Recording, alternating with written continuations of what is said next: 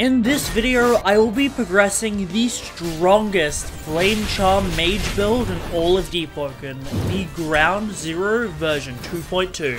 This build was originally made by another PVE creator called Knowledgeable Sardine. He's a really underrated PVE channel, so I'll leave his channel in the description if you want to check him out. But what I did was I took his build and then I optimized it a little bit more to get some more consistent damage buffs on the build, making it so good that it can easily clear wave 25 in 5 minutes, and can allow you to solo the Diluvian so easily that using an Ishin's Ring is viable. And it's even possible to clear wave 50 without using your bell. If you want to see a showcase on this build that goes into more detail about what makes it so strong, how to progress, and how to use this build, then let's try and hit either 800 likes or 800 subscribers gained from this video, then I'll upload it. So make sure you like and subscribe, and join my Discord server for the build maker link. Anyways, let's get into progressing this incredibly strong Flame Charm Diluvian build.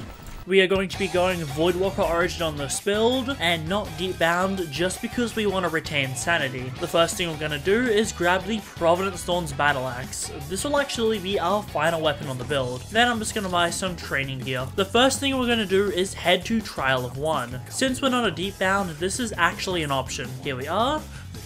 We can start by investing the points. Alright, first thing cleared. We are going to start by investing all our stats in Charisma. Let's just lock everything else so we don't mess up the build. More Charisma time. We are going to 55 right off the bat. There we go, power up.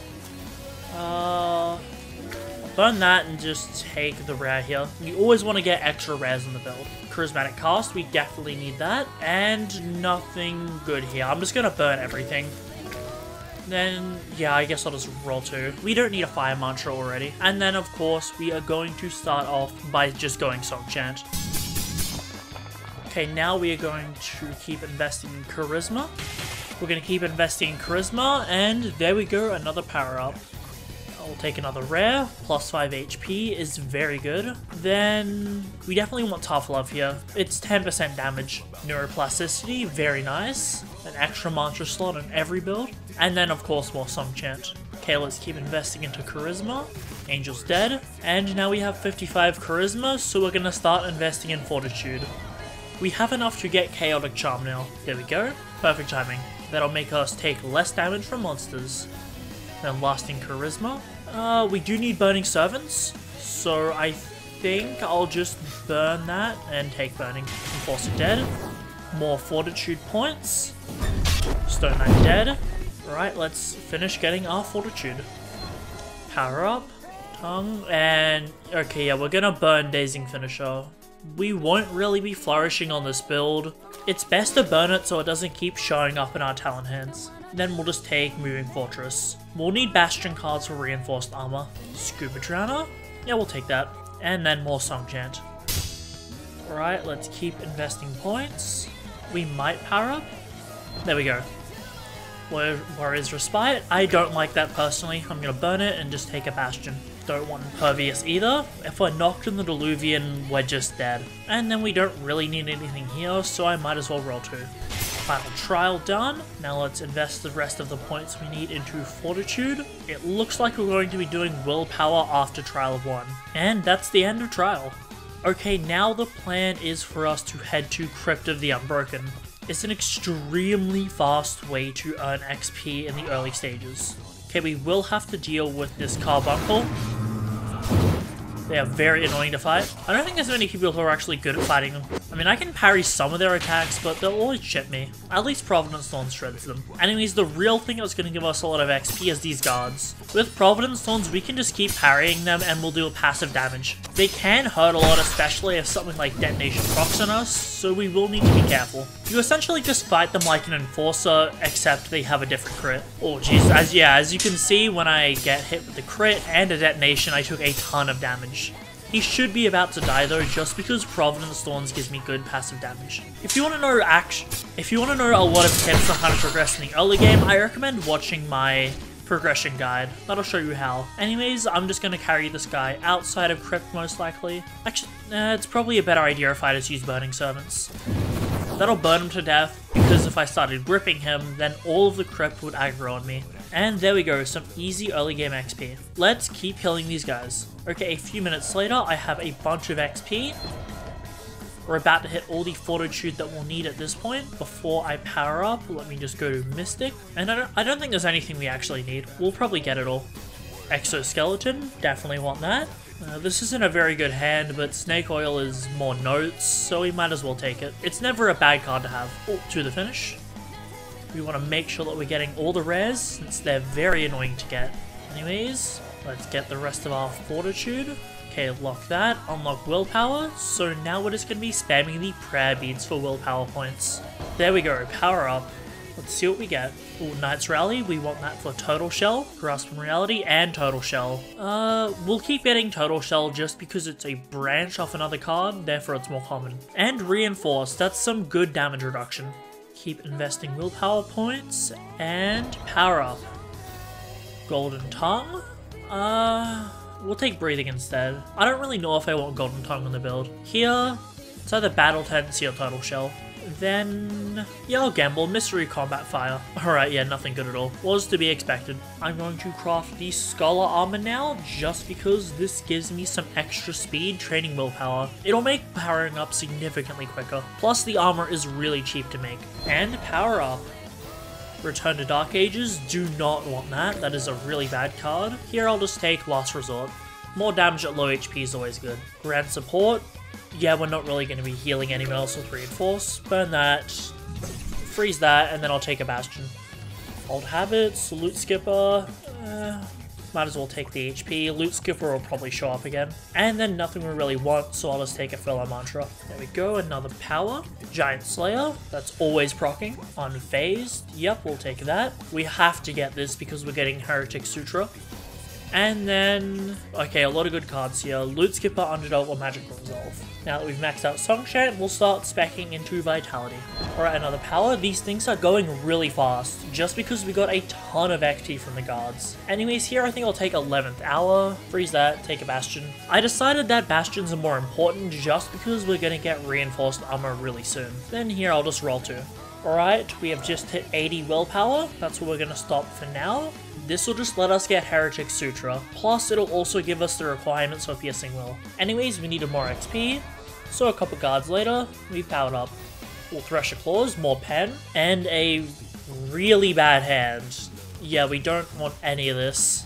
Burn, and I guess the least bad thing is Pack Mule. I mean, it's one carry load. Yeah, I guess I'll just take that. And finally, not a very good hand, so we'll just take a Loot Skipper. It's an extra rare to reroll later, as well as 2 Vitality. Alright, this will be the final power-up in the overworld. Piercing Will, we want that. Then I guess we can take Golden Tongue. I mean, it's not crazy good, but a buff is a buff. Then nothing we really need here, so we'll just roll 2. I considered taking Taunt. Okay, so now what I'm gonna do is go to a Whirlpool. This is just because we need to head to the depths. One of my fans DM'd me offering me to boost in the Diluvian, so I might as well take his generosity. I mean, it's free XP and knowledge. Plus, I do need to gain Insanity for Heretic Sutra anyways. But here we are at the Diluvian, and I just need to hop and join his server. What he's gonna do is just clear up to wave 25. It's good for him because he can farm, and it's good for me because free XP. Huge shout out to this guy. Alright, that is the first wave 25 cleared. I'm just gonna walk around on the ground and try to clear and pick up a bunch of spare monster items, just so I can craft whatever armor set I need later on. Ooh, nice. He got a Sinner's Ash. I'm really low on these, but you know, of course I'm gonna let him take it because he was boosting me. I believe I've only got something like 2 Sinner's Ash left before I'm almost out. Alright, let me just climb back up onto the pillar, and he's gonna restart the Diluvian so we can clear some more wave 25s. I mean, when I say we, I obviously just mean him. Alright, I'm just gonna invest some points. It's been a little bit of farming, so I have a decent amount of XP. I'll stop there because this will give me reinforced armor requirements. Now I'm just gonna invest more into willpower. Power up, reinforced armor, perfect. We 100% want this on this build. Padded armor or armor conserver. Armor conserver is some extra armor reduction, which is nice. Oh wait, jellyfish with the top hat. That's pretty rare. You don't see those very often. And I didn't think they could spawn in the Diluvian either. Anyways, we'll just burn the rare and take Gormat here. This isn't a super good hand. Of course, 3 vitality. Let's just see if we have any spare willpower points. We are gonna start to hit the XP curve soon, which, yep, just happened. Guess we're gonna let him clear some more waves. We decided to place a Void Spire down because I remembered that it actually gives 50% more XP. It's a free way to make boosting even stronger. With a little luck, we might power up. Ooh, unlucky. Not much XP at power 15. I mean, we are only clearing wave 25s. The good thing is we will probably have Bell, so I'll get him to Bell check me after this. Also a free orb there. That's +1 investment point, so that'll come in handy at the later stages. Ooh, Moonzai Tome. Alright, I'm just gonna take some spare gems from the chest, just because I'm going to need them when we get all of our mantras, just to modify them. He got a Crypt Blade as well, which is pretty lucky. Yeah, wave 25 is absolutely meta for farming loot. You get so much of it so quickly. Moonzai Tome? Yeah, this man is so lucky. A Sinner's Ash and a Moonzai Tome within half an hour. This is why you should farm wave 25. Anyways, let's keep picking up these gems. Alright, climbing back up, and we'll run some more Diluvians. I'm starting to go insane in the depths as well, so we should have Heretic Sutra requirements soon. Alright, there we go. Powered up again. The power-ups are taking longer and longer each time. Anyways, nothing good. I'll take Apex Predator. This will just make getting Grand Feast easier. Burn Herbivore, we do not want that, and we'll fold. Shoulder Bash, it's an easy mobility mantra to have. And that's 100 willpower. We'll stop there for now, because we just need the requirements for Brick Wall. Alright, it looks like we aren't going to get any more XP. So what I'm going to do... Oh, huge thank you to this guy for giving me a Moonzai Tome. He couldn't carry it, so just decided to give one. So just decided to give me this spare Moonzai Tome. Anyways, he also has Shared Misery, so what I'm going to get him to do is hit me to make me go insane. As you can see, I'm already at tier 2 insanity. Alright, yeah, I'll definitely have Heretic Sutra after this. Actually, yeah, he pointed out a really interesting thing. If I don't have Bell and I get downed while being insane, I'm gonna wipe right now. You know what, we gamble. Pull the trigger, down me. Let's see if I wipe here. I mean, I should have Bell. I'm power 16 and we did a few wave 25s. Alright, let's see, am I gonna wipe? Oh, and actually that cleared insanity as well. Yo, getting Bell is so useful. Huge thank you to this guy. I might have actually died if I went back to Castle of Light Insane. No good bells either, so we'll just take Shard Bow for now and re-roll it later. Alright, that's all the Diluvian boosting we're gonna do, so let's get Heretic Sutra. While I joined the server, a corrupt Brood Lord spawned on me. Luckily, I've got a very cool guy here to try to kill the Brood Lord for me. He's on an actual Diluvian build, so he should be able to deal with it pretty easily. Granted, there is quite a lot of stuff around, so let's hope he doesn't wipe. I believe this is Crimson Kaido's PVE, since he made a solo Diluvian build recently that uses all these mantras. You know, I'm gonna try and get a sneaky hit in on the Brood Lord just so I get a bunch of XP. I need to time this well so I don't lose all my HP. There's actually 2 people with Diluvian builds here. So there's no way we're wiping right now. Wait, is that? I think there's 2 Brood Lords as well. Okay, let me hit this guy a few times. Oh! Well, there goes half our health. Okay, I am climbing up here and minding my own business. I am letting the 2 Diluvian builds handle the enemies. Yeah, he's also hiding up there. They really need to make corrupt Brood Lords only spawn in Hell mode, and also revert the posture changes. I swear, even when they had 80% anti-heal, they were really easy to deal with just because you could actually posture break them. Yeah, they changed stuff with the spawn mechanics in the depths, so as you can see, mob spawns are going crazy right now. Let's see, there's a corrupt Shako, an owl, a crab, a lionfish, and of course, a Brood Lord. Actually, yeah, there's a King Jellyglow as well. Considering there's 2 of us, there is so much stuff around here right now. Luckily, this guy is Kamui, so he can't really wipe. Is that another lionfish? Yeah, there is so much stuff down below, it's crazy. Looks like a diver event spawned though, so they'll take some of the aggro. Shit, as you can see at the top of my screen, there's another owl spawn as well. Okay, I am just going to stay on the wall. I came down for a second, and yet another corrupt Rude Lord spawn. These spawns are going crazy right now. You need to wait for this guy to just kill the monsters, and then I am going to run down there and get him to Kamui us immediately. I am not risking wiping. Okay, I think he's just gonna kill this and we're gonna go. Alright, let's go. Alright, we made it out safely. I was kind of close to wiping there. And so was he apparently. Okay, we can actually head to Castle of Light right now. It's fast to go to since he has Kamui. Hop out here, and perfect, right in front of it. So what we need to do is go get Heretic Sutra in layer 2. I'm actually high enough power to let myself down. Just gonna make him stay in this server because he is going to Kamui me to Young Shul after. Okay, let's talk to Claris, click through the dialogue, I'm ready. And let's go get our Heretic Sutra. I'll once again show you guys the route that I use to get Heretics fast. You kind of just clip through this bell door. I have bells so I can actually open it, but you can roll clip through it. Then you just jump down here, talk to him, and there's your Heretics. It's a really fast way to do it. Okay, I'm going to release myself from the depths.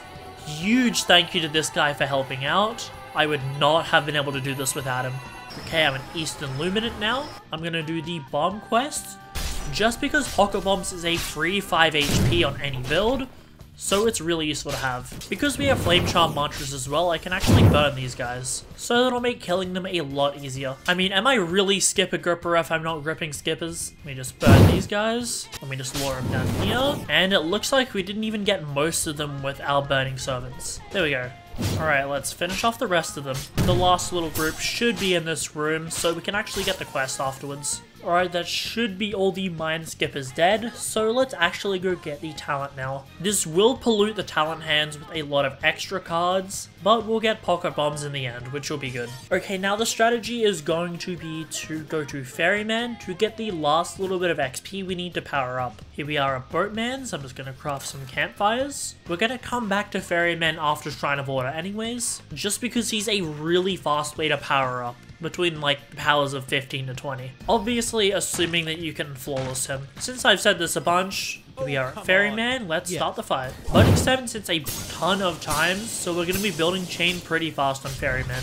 And there we go, he's dead. Let's check his chest, but we should have the last little bits of XP that we need to reach to be able to get Brick Wall from powering up. A couple of Smith's Alloys, we won't really need them. I mean, this is a 1-star battle axe, but we can deal with it. Okay, let's grab our boulder and 100 Fortitude. That's all we need for Brick Wall. Unlock heavy weapon. So now we're going to invest the final points we need before Shrine of Order. Let's just go into guild base and I'll buy the last little bits of training items. Okay, let's Mystic Human Architecture, just so we can guarantee Brick Wall. Then I'll heavy. Wait, I autopiloted. I'm so used to doing this on every other build. Guys, this build doesn't go any heavy weapon. We ruined the build right before Shrine of Order. Well, that sucks. I'm not ending the prog here though. I'll just have to pass down everything and quickly grind to the previous power we were at. It really sucks that we invested that one heavy weapon. Okay, what I'll do is I'll just unequip my battle axe, put the Providence Thorns in there, as well as the Crypt Blade. Oh, actually, we popped a Moon's Eye Tome as well. Oh, that sucks. Oh, nothing I can do. Guess I've just got to wipe. I'll just pass down everything useful to me, just to make my next life progressing this build that little bit easier. And that should be everything that we needed. Let me just chuck the rest of the gems in there. And, well, I'll see you guys in Fragments of Self. Let's wipe the character and go in game. Man, this really sucks that it happened. That's a couple hours I wasted, as well as all that guy's help boosting me. So, well, let's hope I can reprogress the build super fast. I mean, at least we got echoes. New slot, Origin Voidwalker, let's go. Okay, a few hours later, I actually had to wipe that build I went before because I forgot to go Vow of Thorns. But let's just invest the points we need pre-shrine and not invest in heavy weapon. So now I can do the final steps pre-shrine, which is getting the extra talent hand quests. I forgot to do this before, so I might as well do it now, just to make sure I get absolutely everything. If I had to reprogress this build one more time, I'd probably go insane. 2 Chakras here, both of them dead. let's get the final talent hand quest we need. So now we can actually go Shrine of Order. Before that, let's invest one more point into strength, just so we can power up. Now praying that I don't mess up the build somehow. Brick Wall and not a scratch. Burn Termite, burn Anxious Guard, burn Shared Misery, and we'll take Brick Wall. Then not a scratch. Might as well have more posture. Steel Scales, I mean, that's more resistance to slash armor, so it's pretty good. Might as well take Go Mad. I mean, there's not really anything else good here. And a pretty universally bad hand. I might as well take Dragon Song, just so I can use a mantra after an uppercut. Two bad hands, actually, so... yeah, Suck on Predator, might as well. Finally, okay, yeah, it seems we've exhausted all the cards we actually need pre-Shrine, so now I'm just getting junk. Okay, with more Vitality, we can go Shrine of Order now. Here we are at Shrine. I've made sure we had absolutely everything we needed. So let me just go this, and that looks like the stats we want. So I'll agree. There we go. Let's lock these for now. We're going to start by training our Flame Charm first, just because we want to get a lot of Flame Charm talents very early. Okay, I've just been training Flame Charm on some Threshers, just for some free XP. We'll exhaust the XP reserves that we have at the moment. The servers are kind of laggy, but that's fine. The good thing about burning servants hitting so often is it gives a pretty good chunk of XP. Here, we'll just get the Ether Absorption card. We're going to want that for Ether Conduit later, as well as Eureka, that'll help proccing it. If you don't know, Ether Conduit will just give us a free 10% damage. And Combat Mantra and Fireforge, we actually need that. It's really strong with the Tornado Spark. Anyways, we're just going to keep repeating this trick, and hopefully get infinite XP from these guys. I mean, when I say infinite, it's really just until the XP from grinding guards and Ferryman runs out. We're actually getting quite a lot of points from these guys. We might power up again. Just shy of a power up. You know what, I'm just going to spam the trading item until we power up again. There's nothing around, and spamming the trading item's decently fast. Alright, let me just play skill base down. I'm going to see if there's anything that I need to guarantee. We are going to pick up Hungry Flames as soon as we use the Mystic. Hungry Flames basically gives us infinite ether on this build, since Carnival will replenish our hunger faster than Hungry Flames can drain it. So we'll take that. Nothing super good here, so we might as well take Unyielding Inferno. I mean, it's elemental intensity, that'll make our eruptions even stronger. And then Relentless Flames, perfect. That is a ridiculously strong PVE mantra. It's gonna be the bread and butter of this whole build. Alright, just doing some Ferryman for some more XP. We are going to need to unbound our Flame Charm after this. It'll leave us at 75 exactly, so this means we'll have a chance to get something good like Azure Flames as power up. Oh, speaking of, Azure Flames and Eruptions. We'll freeze that, burn Ever Changing, and just take Eruptions. That's gonna be crazy good for our AoE. Oh, Lose Your Mind? Yeah, we really want that. It's a 15% damage buff. Hell's Partisan? I mean, yeah, that's some more damage on our Fireforge, so no downside to it. And then Fire Eruption. It'll make us able to kill humanoids very easily. Okay, now we'll just do one more Ferryman to uncap our Flame Charm. There we go, Flame Charm unbounded. This should allow us to get to 80 Flame Charm, so we can get level 5 mantras. Of course, nothing really good in the chest so far. Besides some gems and some decent rings, that is. Right, let's get the final 5 flame. Now that we're power 20, what we need to do is just get the final few stat points of the build. So that means getting to 80 fortitude for more reinforced armor effectiveness, and getting to 5 agility. Let's get our mantras to level 5. We don't have all the mantras that we'll use at the end of the build, but we have most of them at the moment. Alright, I got a viewer of mine to help with the librarian quest, just because he has teleportation. Again, huge thank you to everyone who helps me in these progs. You guys help save me a lot of time. So I'm just gonna get him to teleport me back to Etris. Just gonna thank this guy for saving me 30 minutes of sailing between islands.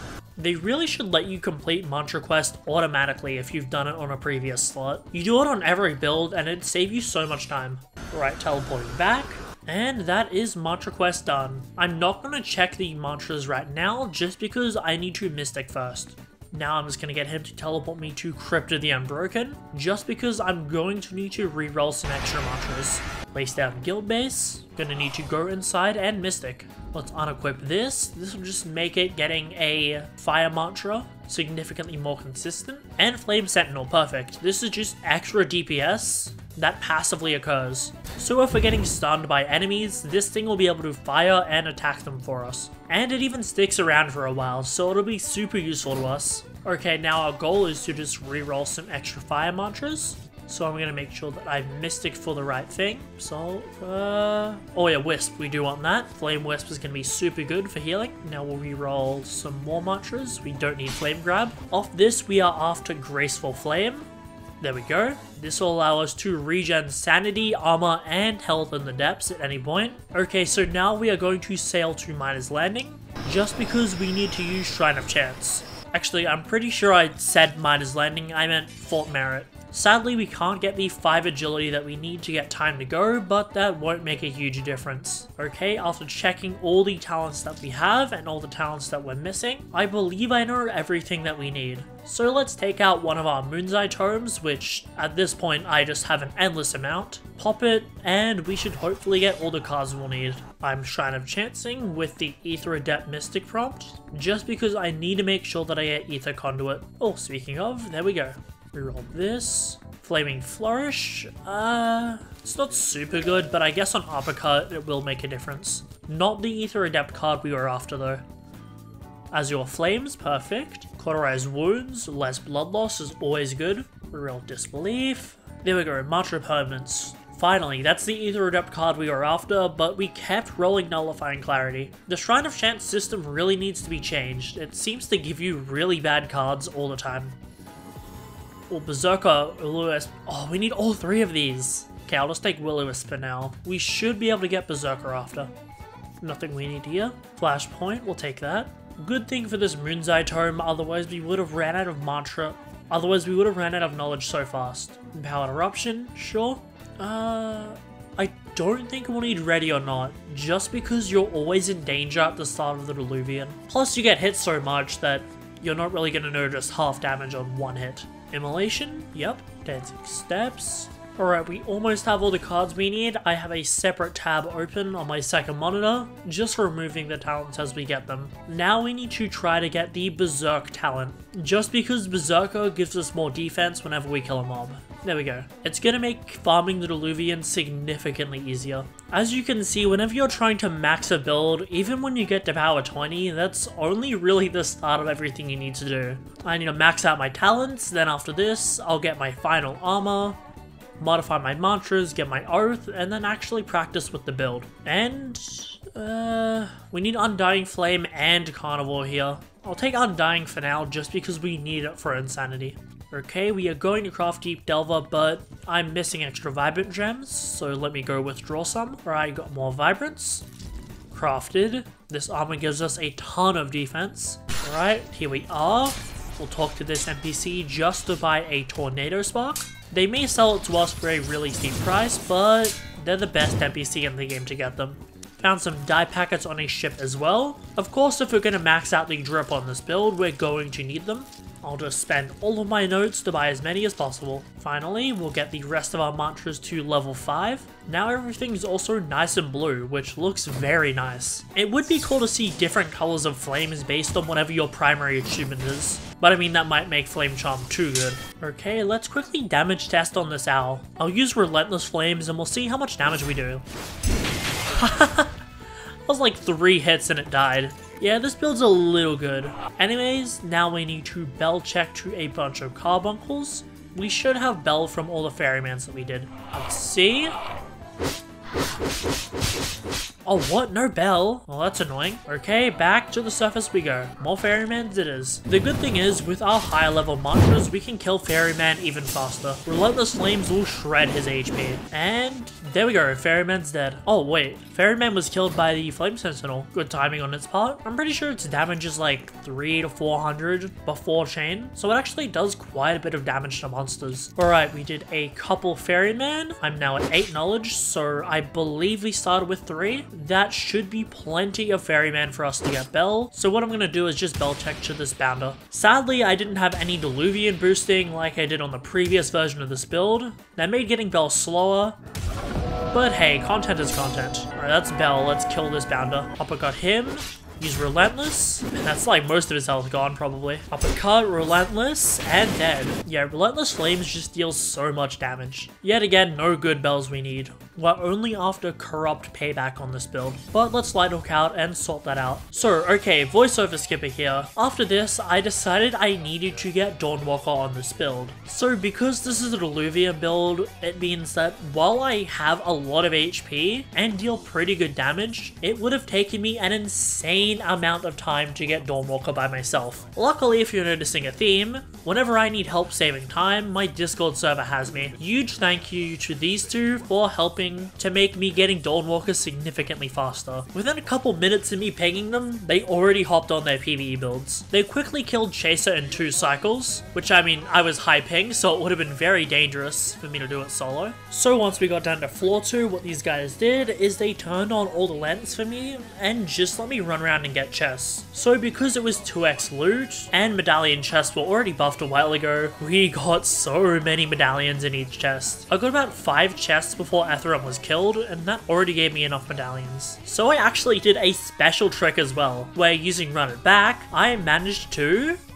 teleport out of the Atheron fight. It's a tech I saw in an old Always AFK video, and it makes it very safe for me to do Atheron on high ping. Plus, it saves me a ton of time and lets me get chests incredibly easily once Atheron dies. Not wanting to be greedy, I ended it with about 125 medallions. Alright, back to past me. Huge thank you to these two for helping me again. Okay, time to get my oath. So, you have to offer, teach me Radiant Magic, I vow it, and Dawnwalker. There we go. So now I'll just use the rest of my medallions to max it out. Okay, now that we've got our oath, I decided to go modify my mantras.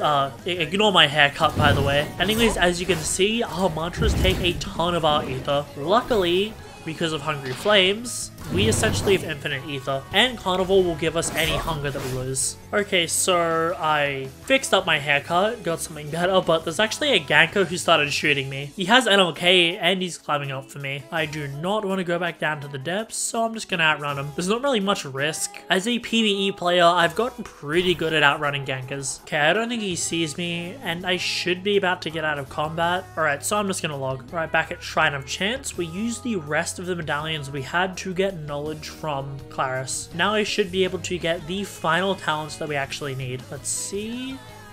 Nothing very good here. Oh, Perfect Flash. 25% damage on our mantras at the start of all rounds of the Diluvian is going to go a long way to killing things fast. Carnivore, now we seem to get Grand Feast. Okay, I Mystic for it. Wrong Apex Predator card. It's alright, if we reroll Sunken Predator, we should get Grand Feast. And there we go. That is going to help us so much in the Diluvian. The final thing we need to do is try getting full reset. So let's reroll this. Phoenix Flames, yeah, we don't really want that on this build, sadly. Nothing good again. This is the final roll we can do with all the knowledge we have. Oh, hey, let's go. Full reset. That's going to make using Corrupt Counter so much better in the Diluvian. And that is checked. That's all the cards we need. Okay, so what I've got to do now is untarnish my bells so I can reroll for Corrupt Counter. I was out of notes, so I'm going to transfer some over from my 10,000 damage Gale. Get a Sinner's Ash out in preparation. We only have one left, so it's a good thing I'm using it on such a strong Diluvian build. We're getting pretty unlucky with our bell rolls. 3 in, still haven't got counter. There we go, payback. Man, this NPC really wants to drain all my notes. Pop a Sinner's Ash, and now we have Corrupt Payback. The hard part now is going to be getting the right variant on it, since we are after a beam variant with a fire downside. Right, we got fire downside, but it's not the right variant. Right, let's check. Insanity downside, and not even beam variant. We had to get more idols out, so let's hope we can get the right thing now. There we go. Insanity downside, and not even beam variant. Alright, we got the right downside. Fire downside with beam variant. And yeah, as you can see, it healed us for so much health. This thing is going to be incredibly good in the Diluvian. Alright, let's get some armor and needles. What we need to also try and do is get a max kit with monster armor on it. If you don't know, I have a God Roll DVM set, but I can also make a God Roll monster armor set very easily. It's very important to have one when doing the Diluvian, just because you can get up to 40% monster armor, which can give you an insane amount of damage reduction against monsters. Alright, there we go, 4% monster armor, another 4% monster armor, DVM, health, and ether. Final needle, and more health. Alright, not the best, but we probably won't use this Pathfinder Elite just yet. I need to get it to be God Roll DVM. Okay, so after transferring over my max DVM set from my Godslayer V5 build, we're just gonna do some practice runs in the Diluvian. Alright, while doing a practice run, I actually got stuck in a wall. Luckily though, I'm not gonna die because this build was just that cracked. Okay, we didn't wipe there, so let me actually just take you through how we do the Diluvian. So on a lot of the starter waves, what you want to do is open with Blinding Dawn. This probably won't kill everything, however what it will do is weaken their HP significantly. You'll have full HP at the start of rounds, so your Blinding Dawn is dealing 25% more damage.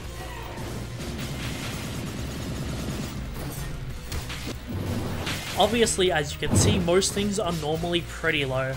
I am only going to be going to wave 25 at the moment, just because I don't have a good kit on, nor am I that experienced with the Diluvian past wave 25. Of course, if you want to see what the really high level gameplay looks like, you can check out the Knowledgeable Shrimp's channel, since he has plenty of videos where he solos wave 50 on this build. Although he doesn't really go into much detail about his thought process round to round. Only the major rounds. But yeah, as you can see, Relentless Flames is a very strong mantra.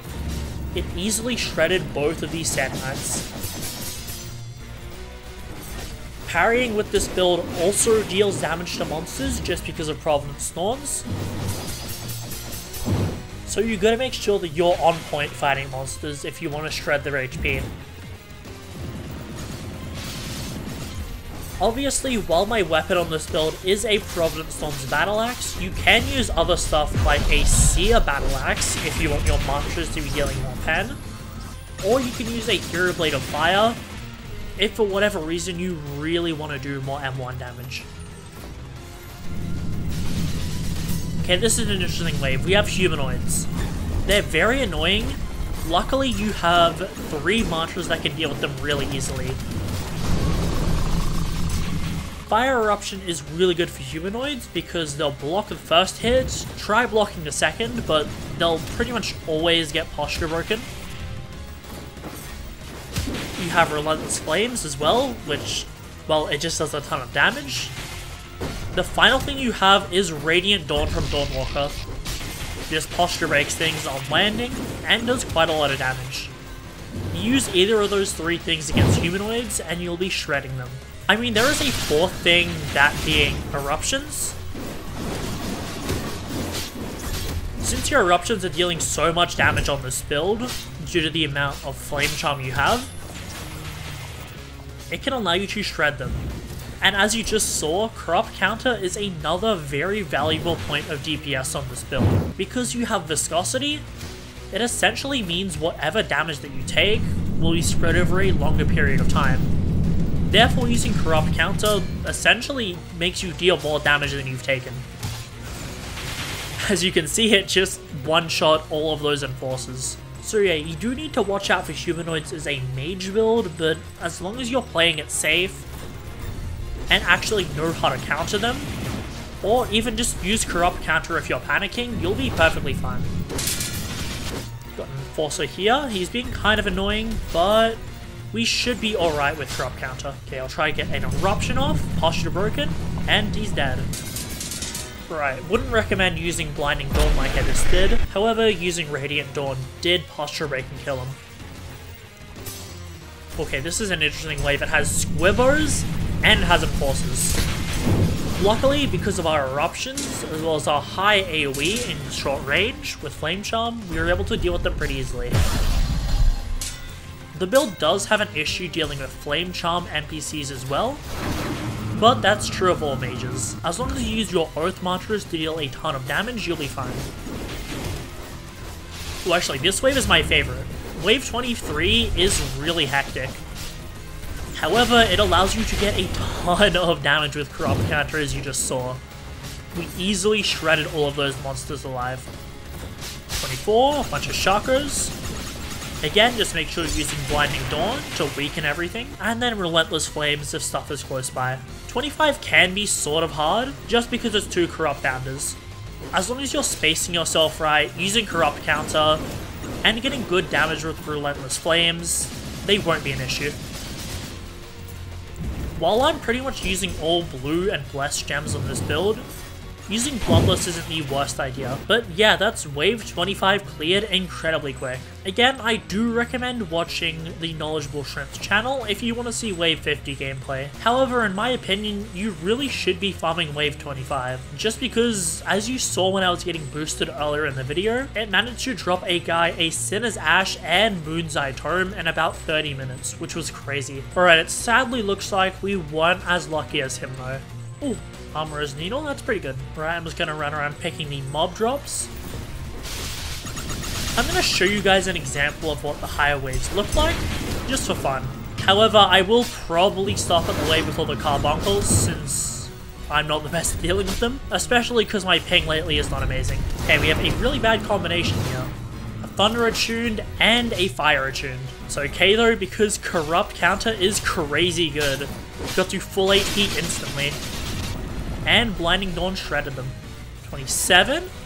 Okay, stuff that can stun us, but this is just general deep down mobs.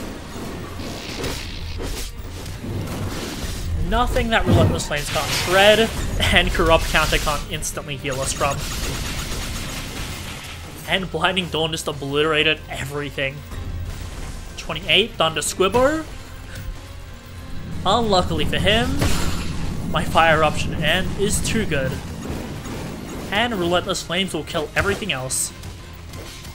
Okay, we grabbed, but that's perfectly fine. Again, you just want to make sure you're using Corrupt Counter whenever you get to about 2 bars. Or, you know, if you just want to get good DPS with it, you'll be perfectly fine. My lack of Monster Armor is definitely hurting me right now, so make sure you're using Monster Armor. Okay, wave 29. This will be the last wave that I show, just because I'm pretty bad at the carbuncles. But yeah, Blinding Dawn is shredding them.